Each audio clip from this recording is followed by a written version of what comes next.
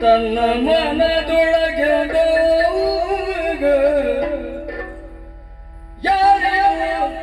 ಸೌಂದರ್ಯ ಸನ್ಮೋಹಿನಿ ಯಾರಿದು ಸೌಂದರ್ಯ ಸನ್ಮೋಹಿನಿ ಯಾರು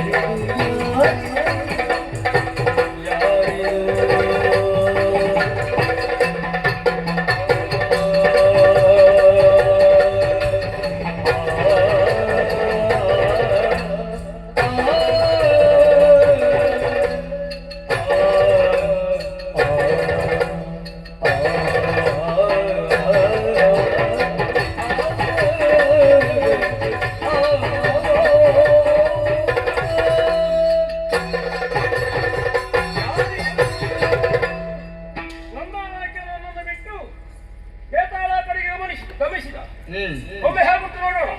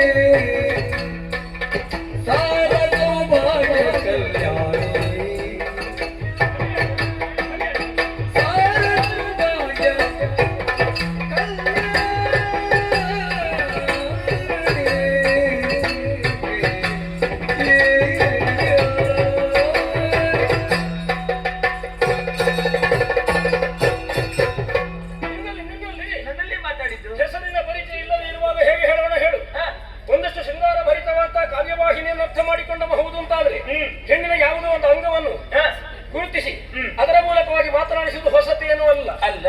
ನೀನು ಮಾತನಾಡುತ್ತಾ ಇದ್ದದ್ದಲ್ಲ. ನಿನ್ನದೇ ವೃತ್ತಿಯಲ್ಲಿರುವ ಪಕ್ಕದ ಬೆನ್ನು ಹಾಕಿದೆ